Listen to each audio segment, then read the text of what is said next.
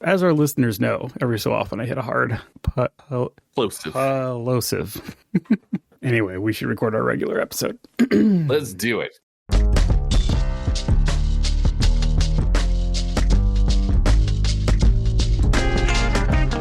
Welcome, scholars, to the Unwritten Earth Symposium podcast. This is the show where I sit down with my good friend Eppy to talk about all things in the tabletop RPG space. Mm-hmm. I was seeing if I was going to do an extra TT in there. I don't think so.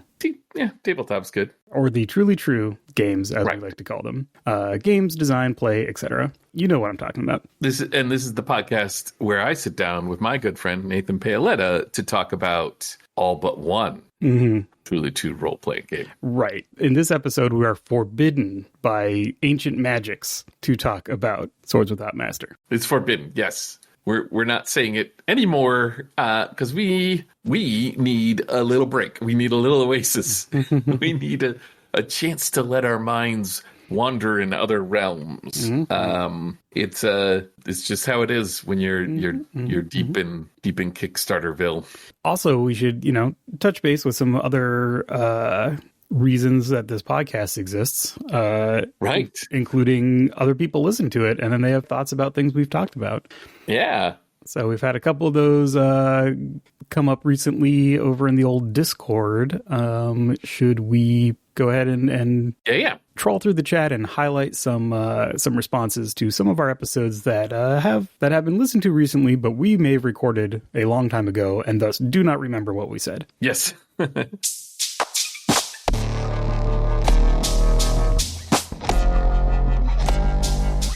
Yeah, so once this episode comes out, you too will be able to leave us specific feedback, questions, comments, or just, letters to the provost. You can send a letter to the provost, right to the mailroom channel in our Discord. And a reminder that the Discord is open and free to everyone. You do not need to be a patron or anything else to drop into it. There's a link to join on our website. And so we had a couple folks with nice things to say about our recent episode with Shell, the ShellCon episode, including a fun memory of serendipity.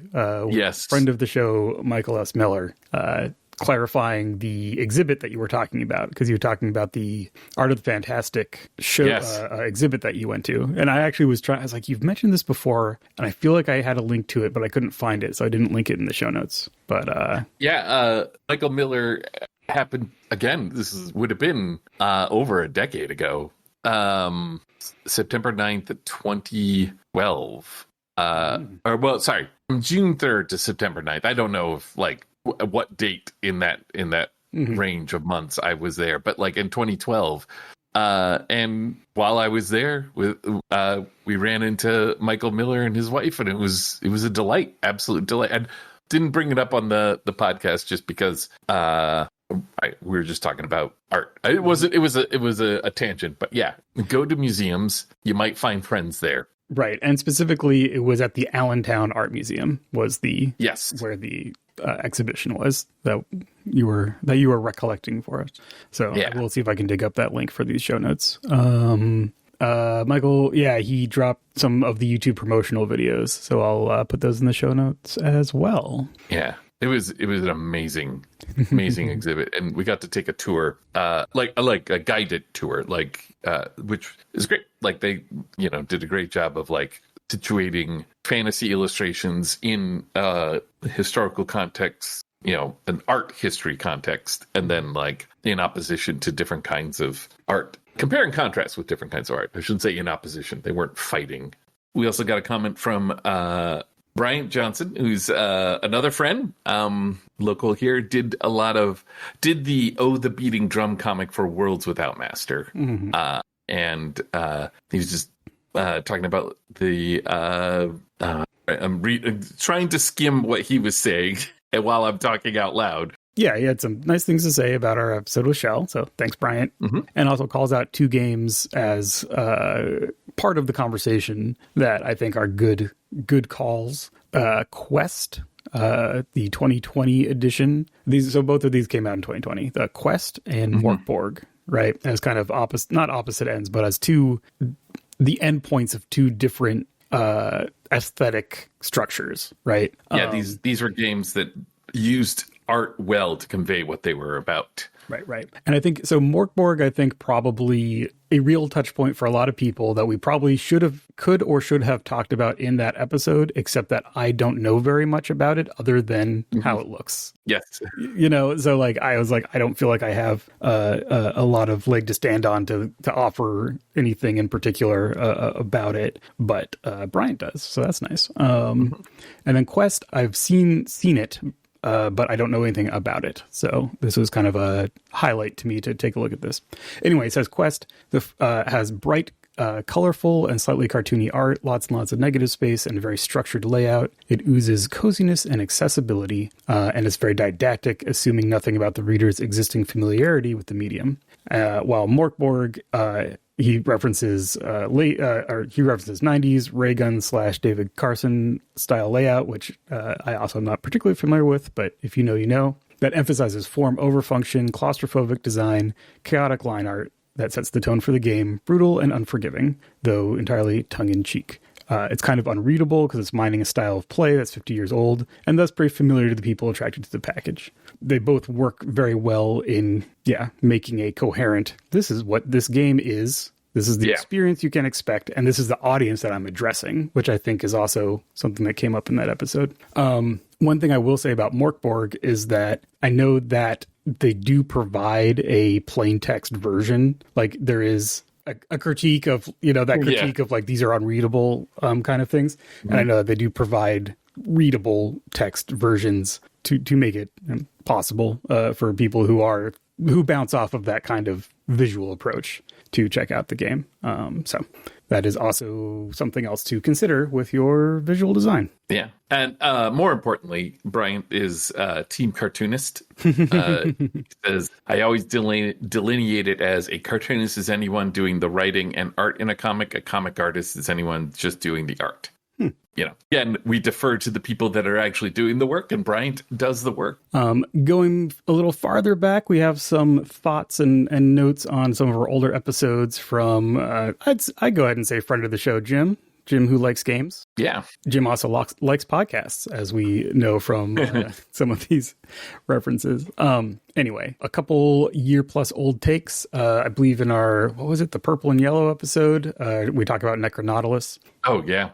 And so he has a little experience here. Necronautilus is a hoot, but you need to make absolutely sure everyone is on the same page tone-wise. Because if you have one player going into it thinking they're in a melodramatic but self-serious 1970s Jim Starlin comic, for example, Jim, and another who thinks they're in a hilariously gonzo animated drug trip, a person who is not Jim, it can stall out a bit. This tracks with my reading of that game that I still have not had gotten to the table, though I still on my short list. But yeah, and there might be a topic there at some point to talk about, like, hitting the right tone and when it's permissible to not have everyone on the same page, because there are definitely ways to play games where it's like, this character is the comic relief, so it's fine if this person is making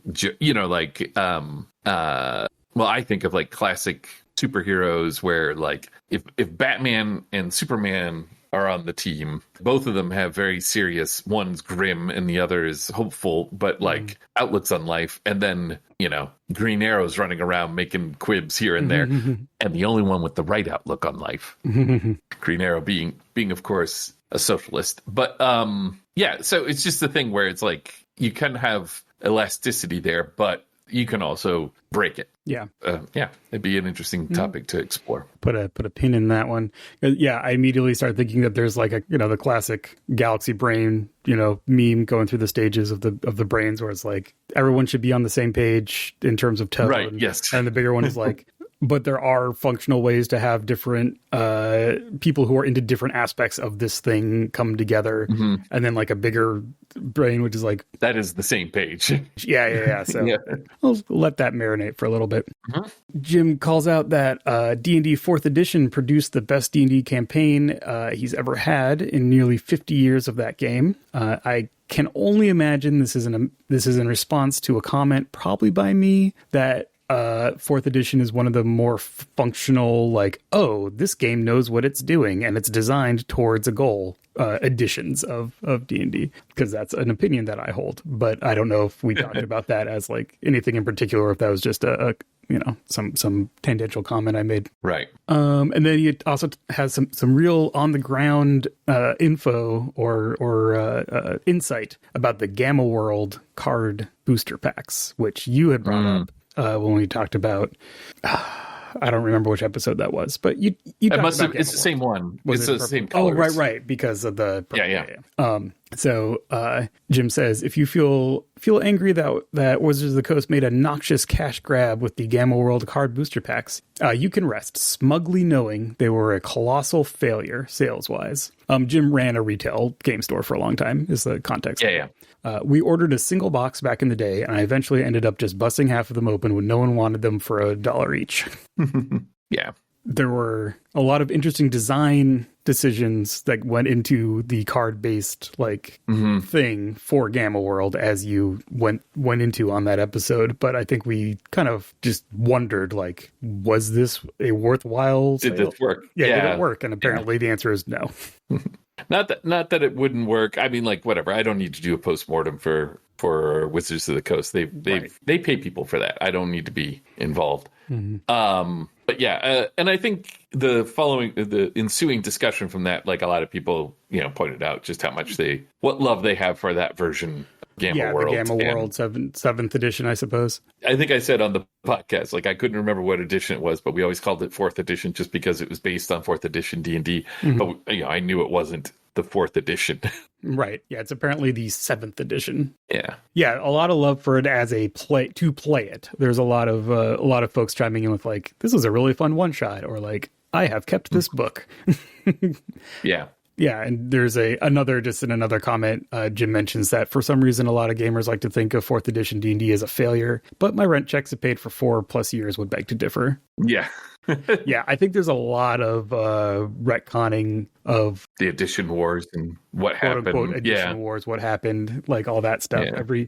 Every couple years, there's a new kind of like reevaluation of some of the old stuff, and the context is so different. Like, it's hard to assess. I have a pet theory that I have only anecdotal evidence for, and I don't expect anyone to believe, but I suspect that every year the influence of internet culture gets bigger, and we project that into the past. Yeah.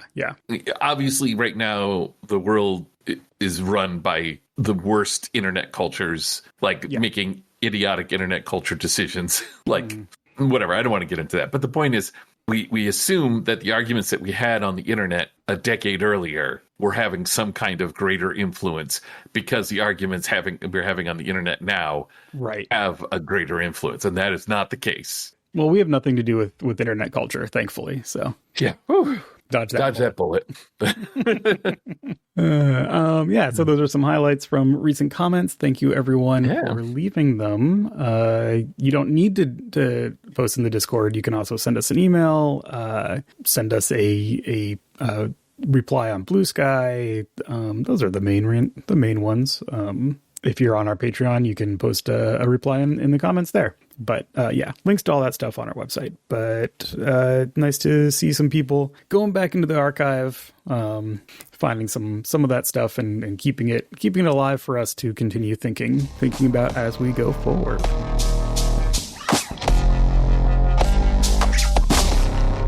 I recently had a delightful experience. I was a guest on Soapbox Game Mechanics, which is a Twitch. I think they also have like a YouTube stream as well. Graham Gentz and Gnome Ann and the crew over there, they basically get together, and over the course of an hour and a half, they design a game, play test it, and then like do feedback for it or whatever. So I showed up.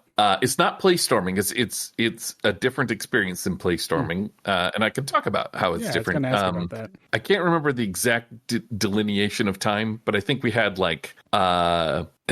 about an hour or somewhere around an hour to just come up with the game. So we're just talking through what we want and how we're going to do it or whatever. And then we took like a 10-minute break. We came back and we made characters and we played through the game for about a half hour. So in Playstorming, if you're not familiar, the idea is that you come up with like the barest idea of a game and you just start playing. You imagine that the rules already exist. You start playing and you make the rules up as you go along, and you kind of ignore the ones that aren't working and kind of solidify on the ones that are. And so that's a tighter loop, I would say. You're constantly doing the like redesign. Mm-hmm. This one was immense fun. I want to say, first of all, I really enjoyed the crew. There is great, high energy, which is good because it was not past my bedtime, but approaching my bedtime. But it worked out. We were given like 3 titles to choose from. I don't remember all of them off the top of the head, but the one that we decided on was By the Light of Our Various Devices. And that's it. That's all we have is the title. We brainstormed what that title could mean. We came up with like the idea of a crew of a ship, a spaceship, giant spaceship going through space. The kind of spaceship that like, not like a Star Trek spaceship, but a alien or aliens style. The kind that like it starts depreciating in value the moment it leaves spaceport. That kind of spaceship. And a traveler, I guess, is another good touch point for it. But and you're so isolated from all the other crew that you don't see them in day-to-day life. And you have these limited ways of communicating. For instance, the pilot can communicate by how they're keeping the ship on course and like maybe like shaking the ship or, you know, that kind of thing. And preset announcements, which were hysterical. Mm-hmm. That's pretty good. Like, feel free to move around the ship, and you can't because you're stuck in your little area, so it doesn't matter. And, you know, just like that. I got to play the cook, and my only way of communicating is through the food that I served people. Mm-hmm. And we decided that the food was always a Ziploc baggie with a smoothie. Like, it's a smoothie and a Ziploc baggie, and that's it. So I had to, like, come up with what those various flavors were and whatnot. We had a mechanic who could only adjust the lighting in everyone's room, but could never turn it completely off. Mm-hmm. And that was part of the problem. And then you each had, like, again, this game that we came up with, you had like a thing that you wanted and that you were trying to communicate. And that was a limited pool of things known by all the players. So you're trying to communicate something that we don't know about. We're trying to reach it with you. We're like, mm-hmm. Okay, which part of this are you hinting at or whatever? Anyways, it was a fun game. It's worth checking out. It was fun making it. But I just want to like just give a shout out to the endeavor itself, right? Like this soapbox game mechanics. I think that's what they call it. Yeah, soapbox game mechanics. It's a delight. I think their audience gets to suggest titles. So like, you know, they pull from a list of those. And yeah, it's just a fun time. So it's a big shout out and thank you if you're listening. I don't know if you're listening, but like thank you for the delightful time. I really enjoyed myself.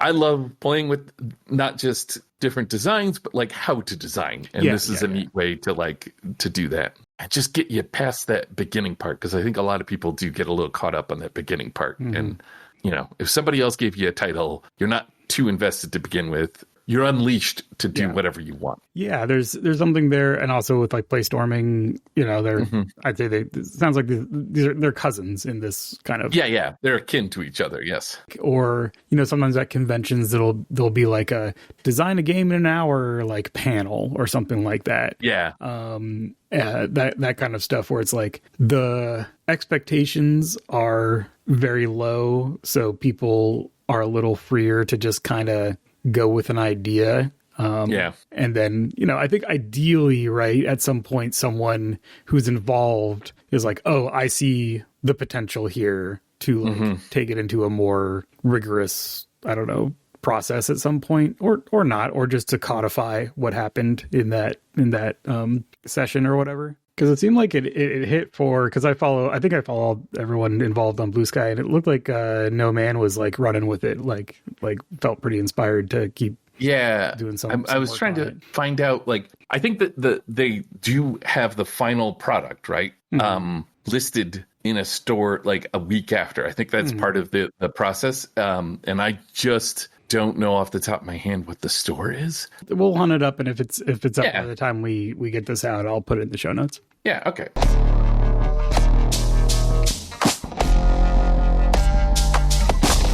Well, I think that's a perfectly good place to segue into the other thing we were going to use our time today for, which is things that are not the forbidden topic. Yeah. Things that are not the forbidden game that we're, I don't know, working on, thinking about, have been deliberately pushing off because of the forbidden game, and are now feeling a little more empowered to start thinking about that kind of stuff.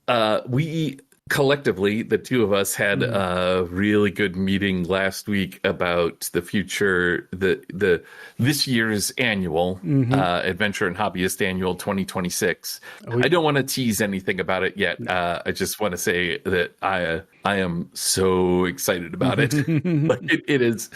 I think. I don't know about you. Like, I went into it going, okay, yeah, this is a thing we need to do. We need to get this done or whatever. And when we got done with it, I was like, this is a thing I want to do. I think that's that's what you want out of every meeting, right? Like, to be excited about the thing you're doing. Yeah. It's and obviously we'll talk about it more as it starts coming together more. We're not like trying to be mysterious. It's more like there's not enough to talk about yet. Right. Yeah. A lot of things might change while we're getting it spun up. But one thing we talk about constraints, maybe only once in the run of this podcast. And one of them that we really are holding central for this year is, I'll bring in another thing we've talked about, the surface area of this game that we're working on needs to be limited enough that we can actually do it in the time that we have based on our schedule for the rest of the year, right? Because we have our production schedule for the Forbidden game. This needs to fit in somewhere else, right? So that is a pretty big constraint, which means that our meeting was really about articulating, like, all right, what are we actually doing? And how are we keeping it limited so that we can actually do it? Yes. Because we do catch ourselves like expand, like mission creep, it's like we get to a point where we're like, oh, wait a minute, none of this is what we said it was going to be. So we need to not. And that kind of happened with the first annual, right? Where like we gave ourselves a structure, but then inside that structure, we just did a lot more writing. We went hog. Yeah. and that was fine because it was like, we're figuring it out. And we had that ability to kind of expand with it. This one has, if we do that with this one, we will not get it out in 2026, which is like, a big goal is for each of these annuals to actually come out in the year that we're doing them. So so I guess more about that later, but that was definitely a like nice forward looking energetic outcome of for that. Stay tuned. I mean, I unfortunately, well, because I was doing my stint with the Soapbox game mechanics, I missed out on your more recent playtest of Mortal Skein. Is that the current working title, or is that the title? That's the title. I think that's the title, unless something comes up, which I like to say that like, that's atrophied into the title, right? Like which has happened to so many of my like. This is just a title that atrophied onto it. Like I was like, this sounds like an anthology. Oh, I mentioned it. Never mind. Cut that out. It's the Forbidden game.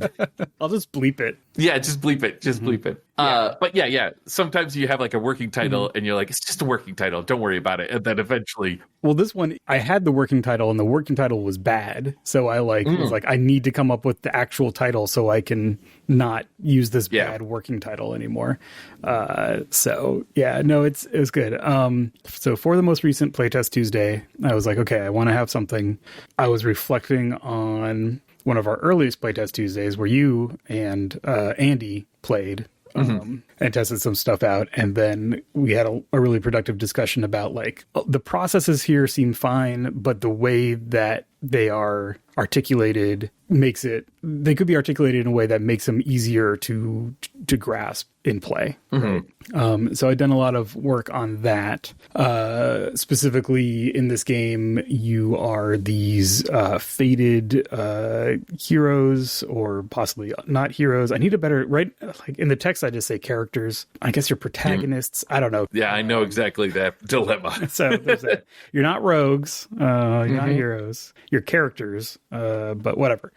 Anyway, your characters are these iconic kind of figures that are going to change things as they exist and as they stride these shifting lands of this kind of fantasy world. It is diceless except for one time that you roll. So it's not diceless, but it's dice minimal. You roll dice once. Right, yeah. For one thing in particular.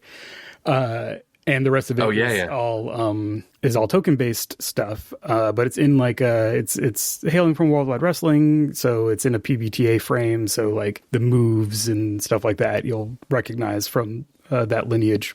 But it's all currency based. Anyway, there's this concept of challenges, which are when you and another character are in direct conflict and you need to find out who wins. So there's two things going on here with this playtest. One was, for most of the times I've played it so far, the contests have always been between players, and they need to be functional. They need to be functional between two players, and they also need to be functional between a player and the GM. Friend of the show and designer Jen Adcock, who did Price of Coal, which we've talked about, and has consistently been just killing it with games that are just off the beaten track. I think she has this whole line of or she has a game that you play with your dolls and action figures, and then it has all these play sets for different like kinds of them. So if you want to do your Malibu Barbie game, you can, or if you want to do like your G.I. Joe game, you can, like that kind of stuff. Anyway, links in the show notes. She was my playtest buddy, and so I was like, well, let's see how these mechanics work with the player and the GM. Yeah. Which I have not had a whole lot of chance to check out. And that was good because it gave a lot of, every time I run the game, I'm like, okay, here's the vast whole of stuff you need to do as the GM that I have not yet articulated. Yeah. So it's helpful there, but also I was, testing out this kind of new articulation of how contests, these contests work. And I think it was pretty good. I'm falling into the trap where all the stuff, the way that I envision all this stuff is happening in physical space. So it's like put tokens in the middle of the table, like that kind of stuff that digitally is a little more abstract, and thus needs to be explained as opposed to just like you do it and you see, as I've been saying, there's two different surfaces that I need to kind of at some point figure out, reconcile. But anyway, I'm rambling now. The point is, it was good. like I feel pretty confident about that new articulation of the rules. I got a lot of good insight into what I need to write so that someone can run this game. This is why I have my own little bugaboos about the term playtest, because the thing you're describing, the event that you're describing, we commonly call playtests, and that's fine. I guess it's good. Everyone can understand that. But like, you are testing. It's like you're probing the game to see what, Sure, it's a different approach than like quality assurance before the game goes out, right? Yeah. Like it's a more experimental play experiment. Sure. We fall into like tests can mean different things, right? This is more like I need to test my paints to see if they mix the way that I expect them to. And it's not test like I need to run this motor for 100 hours to test if it is going to have a failure, right? Like those are both tests, but they're very different things. Yeah. Well, anyway, I don't need to get up on the soapbox about this because we have a whole episode about that. Yeah, we have a whole episode. But like what you've described, I love. That's. I was about to say that's more fun than playing games. Whatever. Well, just leave that way. That's fine. I'm in the phantom zone where like there's enough that I still need to do that it feels a little like I still have so much to do. Right. Yeah. So it's not necessarily energizing in that way where you have like a really good, like, session and you're like, oh, I'm so excited to like get this to the next level. Mm-hmm. It's more like, oh, I still have so much to do. But the one thing that I think happens with a lot of my games, I don't know if I think this is different proportions for different people. A lot of my early efforts go into the materials so that people can play like the character sheets and like in this kind of game where there is a central GM, like the player facing stuff. So it's like, here's what you do, right? Like, because I'm usually in the position of I will run it for other people so I can bridge those gaps as we play. So here's what you do. And so it's clear what you have, what resources you have, and what the game expects of you, and that kind of stuff. That all goes out for other people so that they can play. And then I'm over here being like, oh, what do I do though? Right. Yeah. I mean, I think that's polling an audience of one here. It's like, I don't rely as much on like the visual, like, but like my game mechanic structures are absolutely player facing because I'm like subconsciously I know that I'll be running this game in the beginning forever, and right. I'll bring the scaffolding to keep that going. And that's not good. Like, it's a thing I have to consciously deal with, right? Like, I have to at some point go, hey, Eppy, someone else has to run this game. You need to make things that make it not only easier for them to do it, but fun. Right? Like, this needs to be a joyous experience. First possible, and then easy, and then fun. I feel like, I mean, those different orders, but for me, I feel like I hit that first one. I'm like, oh, I need to make it possible for someone else to play this game. Yeah. Or to run this game, or facilitate it in some cases. In this particular case, is to run the game. So, but that was really, it was very productive. I still have a lot of work. That's the same thing I've been saying every time I've talked about this game. That's just true of games. Like they sit there. Have you had anything? Yeah. I am in the danger zone. I'm in the danger zone. Everywhere I look, I see my boy in green tights. Like, everywhere I look. I saw you. Yeah, I saw your bloosk about that today. All right, so if you're new to the show, for a billion years, I've been working on a Robin Hood game. That the working title is Lincoln Green. I know what the finished title will be, but I won't reveal it until I finish the game. It's a long title. It's a ridiculously stupid long title. But that has to appear in an illuminated manuscript style. Like anyways, it's a whole thing. This game, well, this fits into what we were just saying. Like, I had an early iteration of this game that people were really enjoying playing, and I hated running. I loved the game, but I was doing so much work as the GM, and I was like, this isn't doing the thing that I wanted to do, because for me, what I want is this game. I want to reverse the polarities. All right, so you got like classic dungeon crawl behavior from the roots of the hobby. One of the roots of the hobby, wherein the GM has like a maze of some sort that you go through with a bunch of little traps. I don't want to sound dismissive about this because I love this. Like, I have notebooks. Before I ever really ran any role-playing game, I filled notebooks with such mazes. Like, this was like, oh yeah, this is part of the joy of the hobby, but not the only joy of the hobby.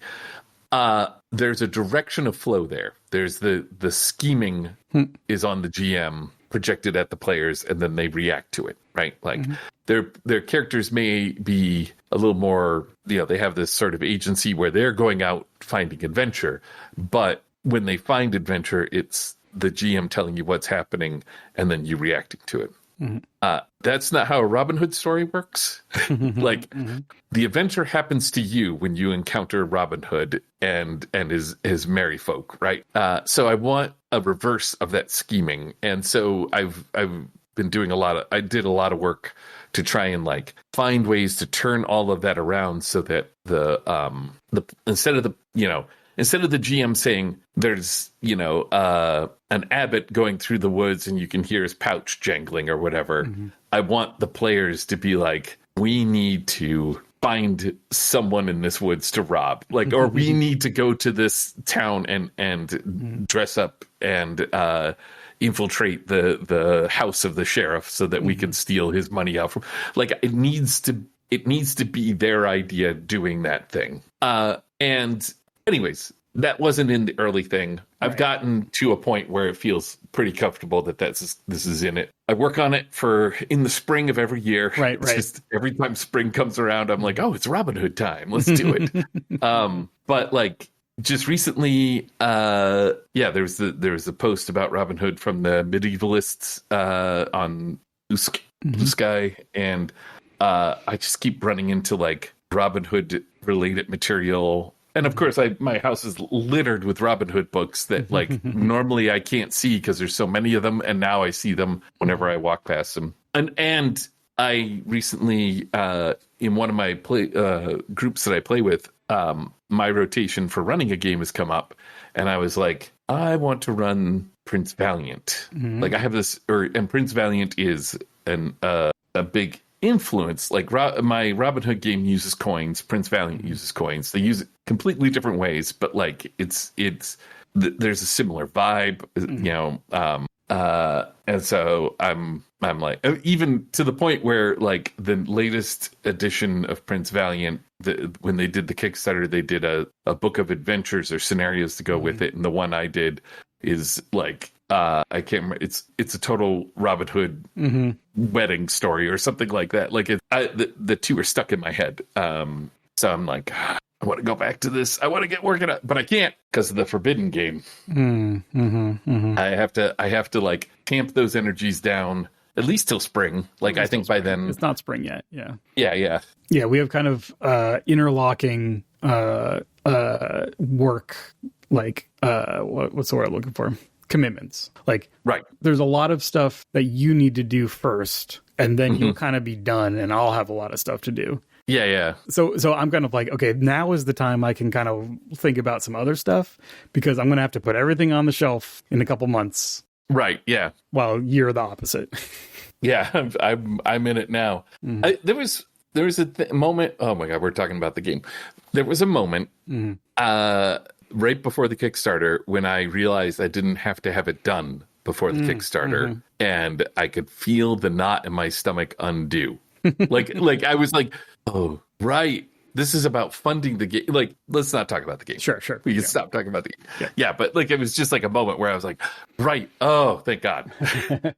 So I have a couple other things that are, I guess, minor in terms of I'm not actually working on them, but are in my head and are things that I would like to work on. Yes, in the queue. Yeah. And these are, in the stew queue, in the stew of here's a bunch of stuff, and what ends up bubbling to the top may or may not be one of these things, right?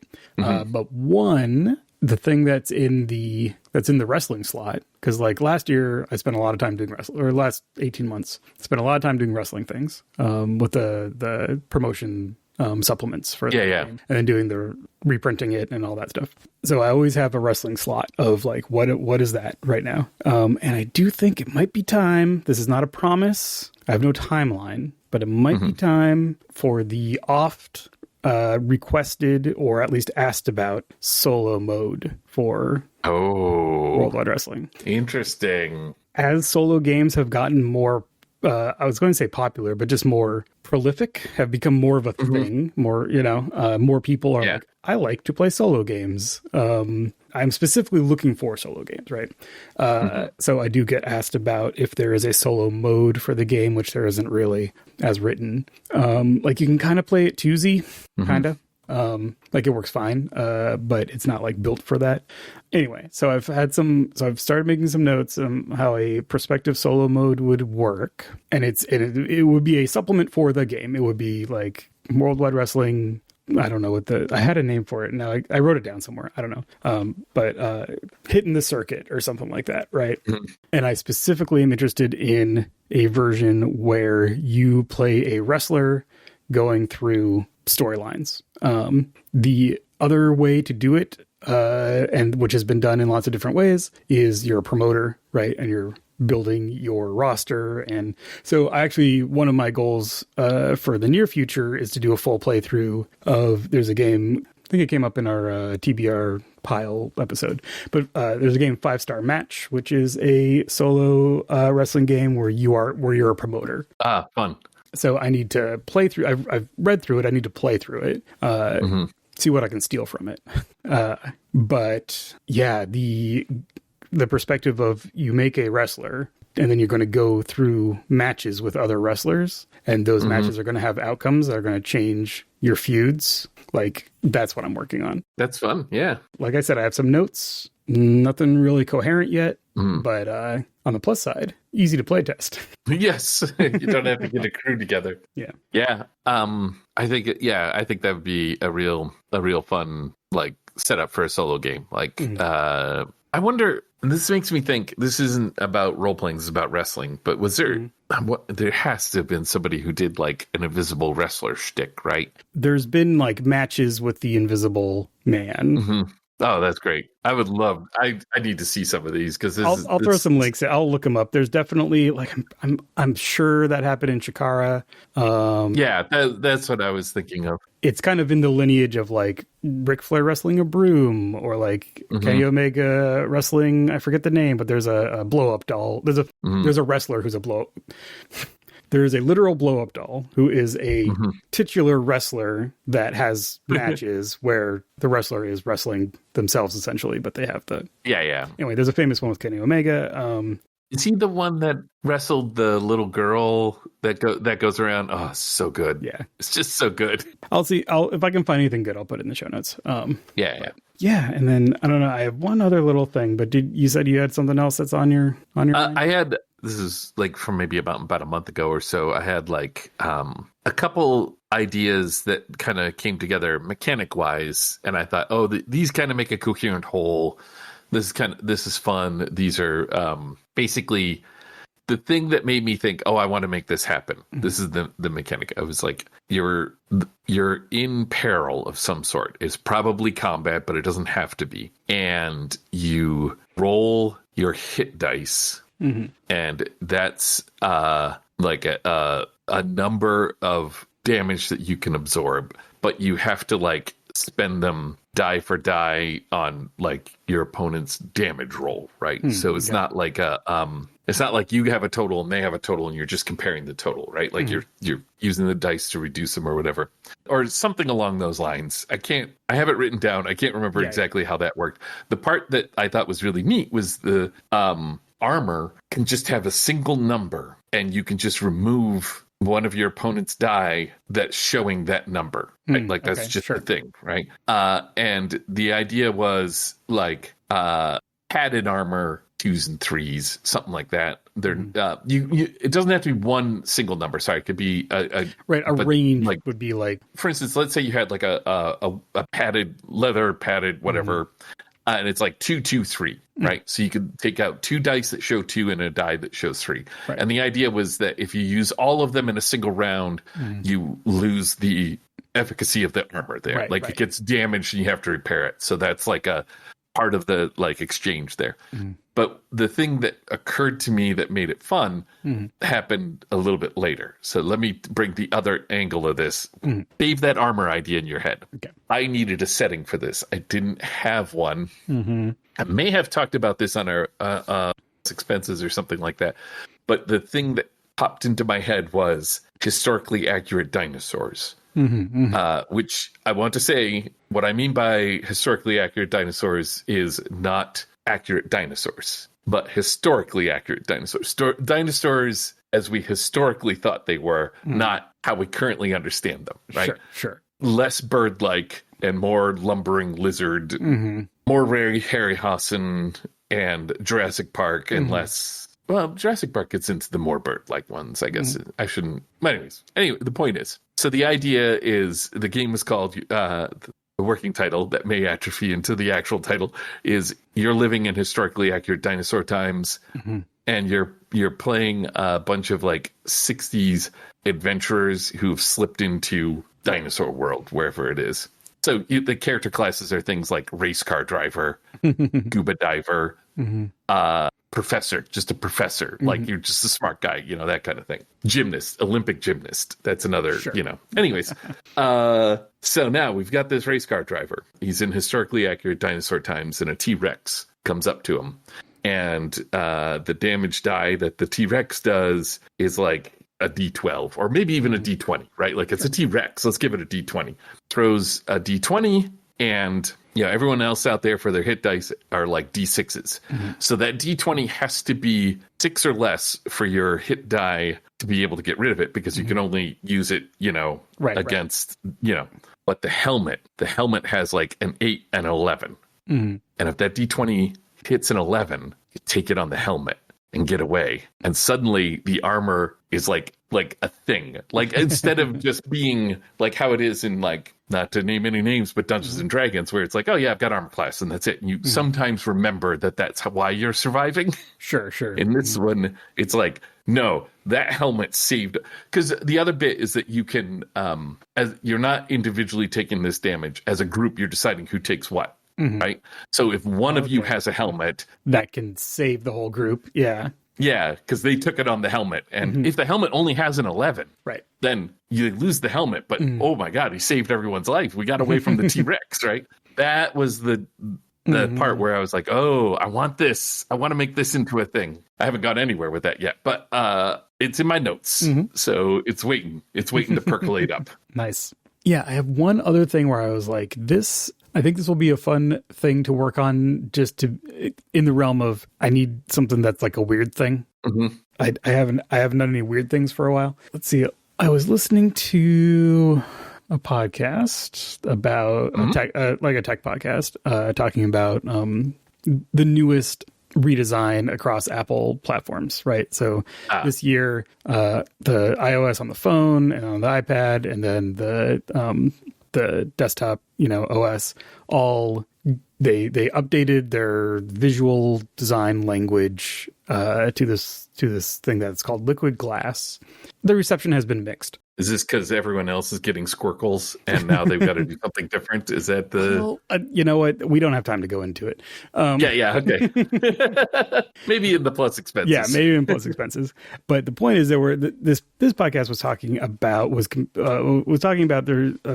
there's a recent conversation in the tech community about the approach to icons and menu items on the desktop, and then referencing classic Mac stuff, including Apple for a long time has had this document called the Human Interface Guidelines, the HIG, and it's theoretically it's supposed to be a set of guidelines for developers to be like, here's the best practices for the visual design and functional design of your apps for humans to interface with them, right? Human interface guidelines. And a lot of the conversation is like, well, this whole concept has really atrophied and blah, blah, blah. But for me, for whatever reason, this stuck in my head as a concept that could be an interesting, I don't know how thoughts work. Here's where I ended up. Right.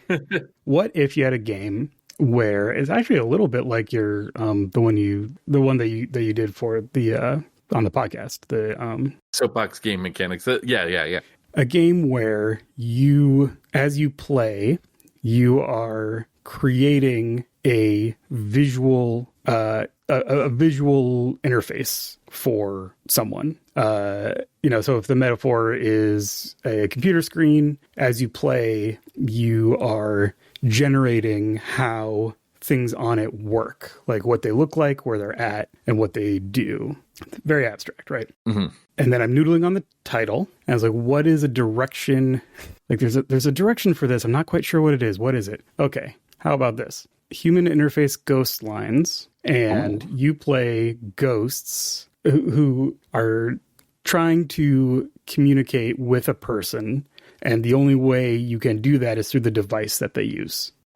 Yeah. Right. And then play is something about they have a problem or some issue, and you're like, oh, I can help with that. But my thought was, it's like you might have like a domain where you're like, you're having a problem communicating with another person. Well, here's a piece of the interface on your device that you can use to like make a phone call or send a text message or something. And someone else might be, oh, you're having trouble remembering things. Here's a thing on your device that you can, pull up something from your past, pictures or something. Right? So you might have like this domain specificity, kind of like the engineer can adjust the lights, like that kind of thing. I'm not quite sure where that's landing. Anyway, and so in my head, I have this kind of vision of maybe, again, this is very physical space. Maybe there's a digital kind of version of it where you're like moving kind of pieces around and kind of placing them together to create this interface thing that is a metaphor for all the things that you're reaching through from this person's past or whatever. So yeah, anyway, human interface ghost lines. Yeah. I dig it. Like it feels like it definitely has like a kinship to what we were doing with the on the soapbox game mechanics. Yeah. So we'll see if that goes anywhere. That's something where like I need to just do some doodling and just like put some ideas together and kind of see what sparks. So that is where we're at with things that are not the forbidden topic. Well, we did it. We didn't talk about the forbidden topic at all. There was absolutely no conversation about it. According to the edit. If you, dear listener, have a soup of things that are bubbling around, feel free to share them. We're happy to just like talk concepts or reflect on where people are at. Definitely bring something to Playtest Tuesday if you want to try join it out. us on the Discord. And or let us know anything else really. It doesn't have to be about the show or games or whatever. Just let us know. Let's be friends. Let's be friends. It's a good way to end a podcast. And on that note, I think we can go ahead and say that the Unwritten Earth Symposium podcast is by us. Go us. Our music is by, speaking of friends, Will Yobst. Thank you, Will. Check out Will's games over at goodluckpress.co. Plasmodics is back underway in terms of a Will game, so check that out. If you don't know what I'm talking about, link in the show notes. We mentioned it earlier, but you can find all of our links to all of the things, including the Forbidden Game, at unwrittenearths.com. The Forbidden Kickstarter runs through February 13th. So you can get in on that for, by the time this drops another week, I think. We will have late pledges available, but there are a couple rewards that are campaign runtime only. So you might want to check. We need to know those numbers at the end of the campaign to make them happen. That brings us to our traditional question at the end of these episodes. Eppy, among all of those many options, have we made a game yet? We're trying our damnedest.